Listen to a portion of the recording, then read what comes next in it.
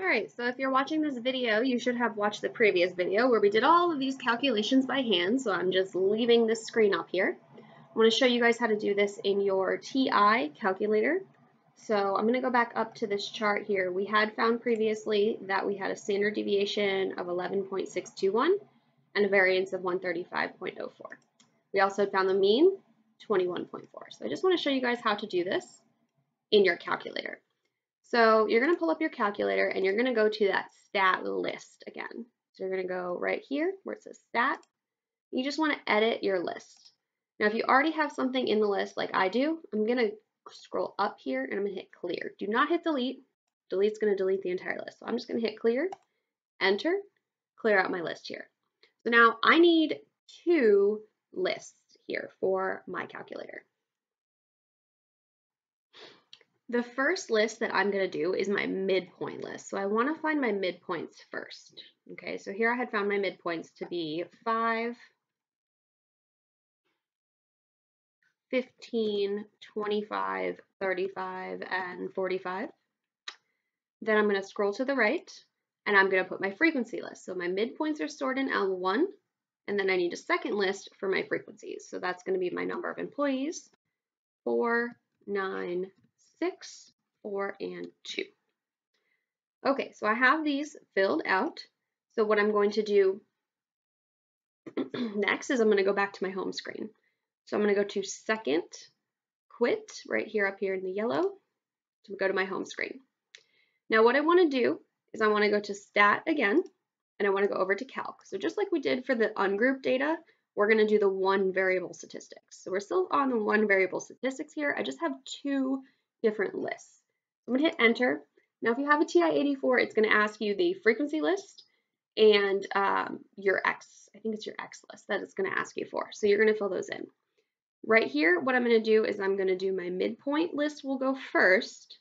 So I'm going to go second 1 to grab L1, then comma, my frequency list will go second. So second 2 for L2. So midpoint list first, then your frequency list, enter, there's your data.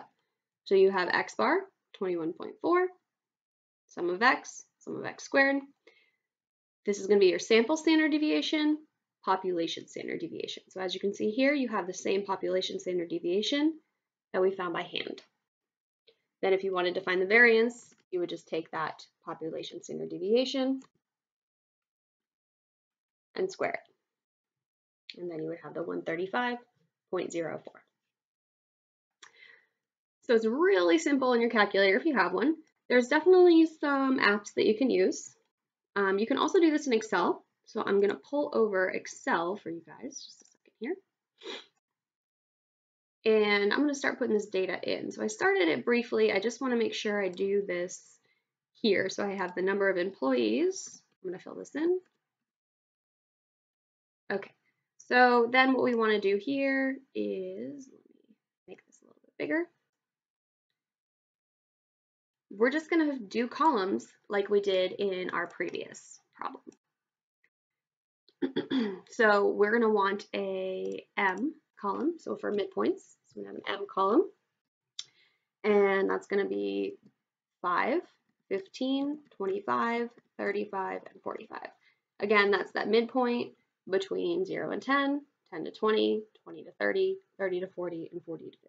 I add them together, divide by 2. Next thing I want is I want an M squared. So what I'm going to do here is I'm going to go equals. I'm going to grab my M column, and then I am going to do my chevron, so shift 6 squared. So it's going to square that for me. Then I'm going to grab the bottom right hand corner of this, drag it down. So it's going to square each of these M values. And then I want M squared times F. So that's going to be that number of employees column. So here I'm going to go equals, and I'm going to grab the M squared, and then I'm going to hit the times button, so shift 8, and then grab my F column and hit enter.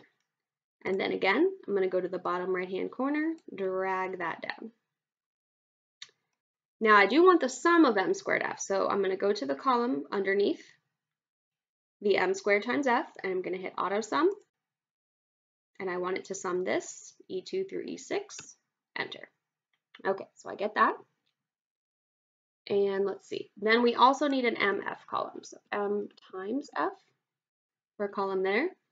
So I'm going to go equals, I need m, then I want my shift 8 for my multiply, f. So m times f, and then I'm going to take that and I am going to drag that down, and then I'm going to find the sum of that column. Okay, so then we want to do our formula. Okay, so we have here, and we'll just do this one at a time in some cells over here just so we don't get confused.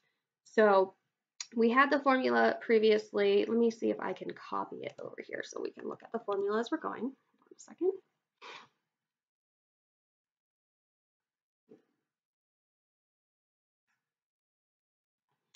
Okay, we got the formula copied over.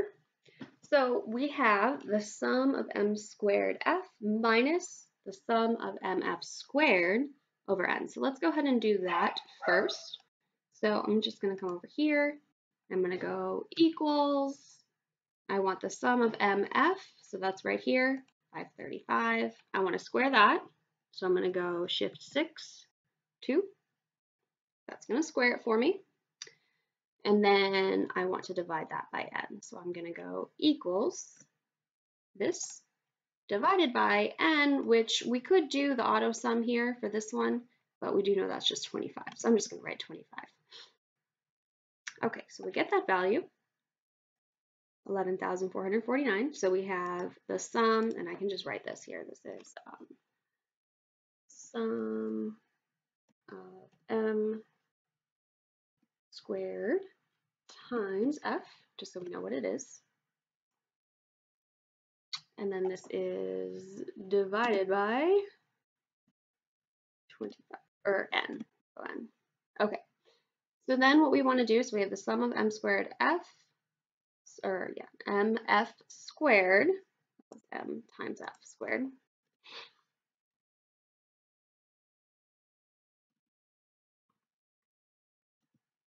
Then we squared it. Okay, there we go. Yeah, sum of mf 535 squared. Okay, then we divided by n, so we did this part of the formula. So we want the sum of m squared f minus this value. So we're just going to come here, we're going to go equals sum of m squared f minus this value here. And then we're going to take that whole thing. So we just did the numerator, and we are going to go equals divided by 25. There you go, 135.04. That's going to be your variance. And then for standard deviation, you're just going to take the variance, and we're going to go SQRT for square root, open parentheses. We're going to grab that, enter. And there's our standard deviation.